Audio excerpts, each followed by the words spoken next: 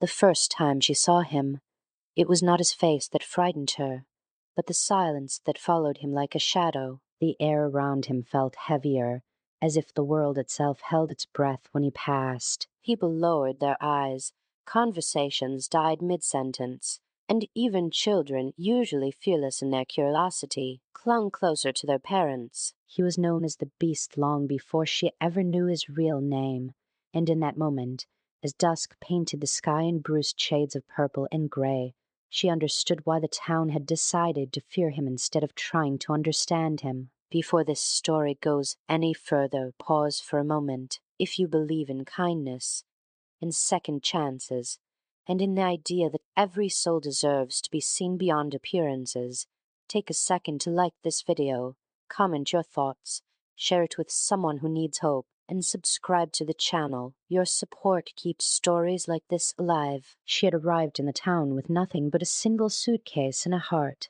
that had learned to be cautious. Life had already taught her that cruelty often wore ordinary faces, smiling while it wounded. She was not searching for miracles or fairy tales, only a quiet place where she could rebuild herself piece by piece. The town seemed small, tucked between forests and hills, far from the noise of the world, and at first it felt like safety. But safety, she would learn, was often an illusion shaped by shared lies. The Beast lived on the edge of town, in a crumbling house that once might have been beautiful. Ivy crawled over broken stone, and the windows reflected the sky like tired eyes that had seen too much. People said he chose isolation because he hated the world, but the truth was more complicated. He had been pushed there, step by step, rumor by rumor, until solitude became the only place he was allowed to exist without causing fear. She noticed him not because she was brave,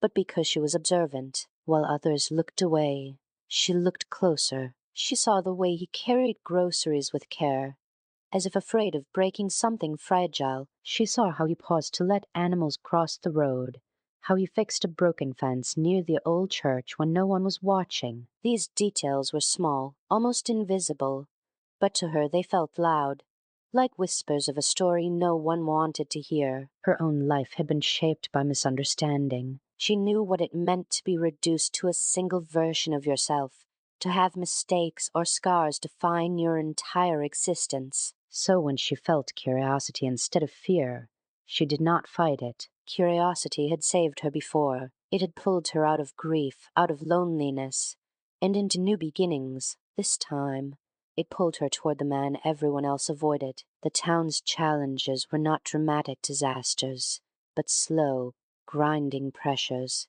There were whispers at the market, warnings disguised as concern, glances that said be careful without words. She was advised, more than once, to keep her distance. They told her stories of his temper, his past, his supposed darkness. But every story felt incomplete, like a book with half its pages torn out. She sensed that the truth lived somewhere between the lines of fear. Her struggle was internal before it ever became external. Part of her wanted to protect herself, to follow the rules that promised safety through conformity. Another part of her, the part that had survived by trusting her instincts, urged her to look again. That tension lived in her chest, tightening every time she thought about him. It would have been easier to ignore the pull, to blend in, to let the town shape her the way it shaped everyone else. But ease had never led her to meaning. Change began quietly, almost invisibly, a shared moment of eye contact that lingered longer than expected,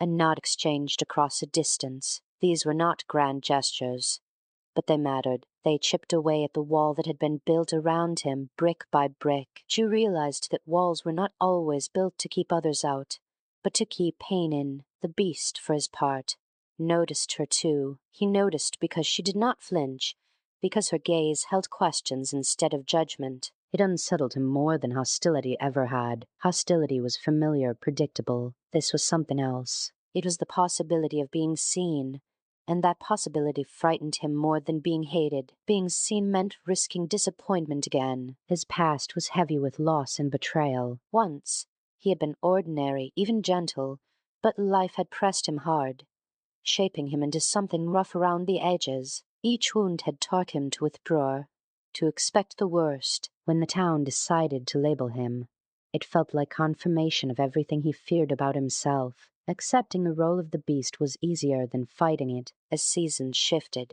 their paths crossed more often. There were no dramatic confrontations, no sudden confessions. Instead, there was presence. She would linger near places he passed, offering nothing but her calm. He began to understand that she was not trying to fix him or save him. She was simply there. That simplicity was powerful. It asked nothing and offered everything. Suspense grew not from danger, but from anticipation. Would he retreat further, or would he step forward? Would she be pressured into turning away, or would she stand her ground? The town watched with a mix of curiosity and disapproval, waiting for proof that their fears were justified. Fear loves validation. It feeds on confirmation. Her resolve was tested when the whispers turned sharper. People began to question her judgment, her safety, her sanity. She felt the old ache of being misunderstood return. But this time she recognized it. She knew that courage did not always roar. Sometimes it was the quiet decision to keep going despite the noise. The beast's transformation was not sudden. It was gradual, almost imperceptible. He began to carry himself differently, as if remembering a version of himself he thought was lost. Her belief did not erase his scars, but it softened their hold. He started to believe that perhaps he was more than the worst thing people said about him. Their connection remained unspoken, but it deepened. Shared silences grew comfortable. The forest paths near his home became places of reflection rather than exile. The house at the edge of town felt less like a prison and more like a refuge. Through her eyes, he saw possibility. Through his presence, she learned strength. The true challenge came when the town faced a crisis. It was the kind of crisis that reveals character, stripping away pretense. Fear surged, and old prejudices resurfaced quickly. The beast became an easy target, a convenient villain for problems that had nothing to do with him. Accusations flew, and the fragile progress threatened to collapse. She stood at a crossroads, forced to choose between safety and truth.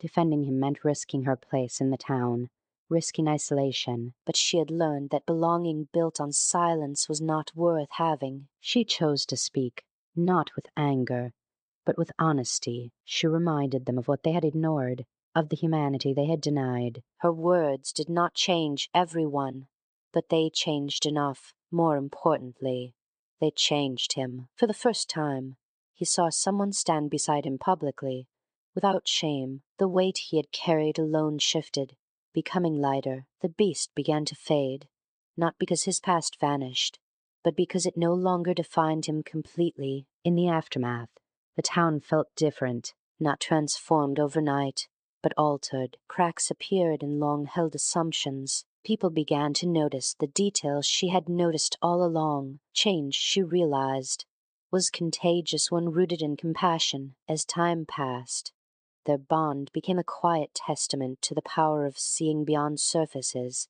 Love, in its truest form, did not demand perfection. It offered patience. It recognized beauty in resilience, in survival, in growth.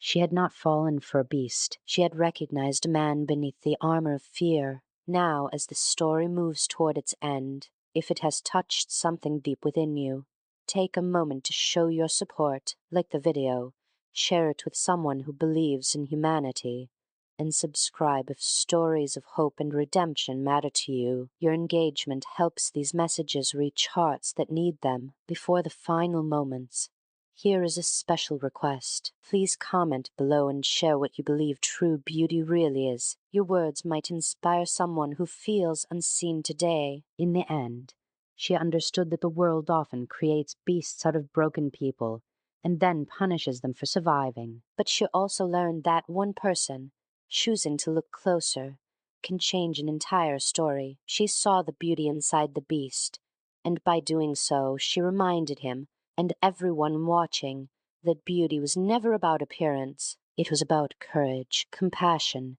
and the quiet strength to love where others chose to fear.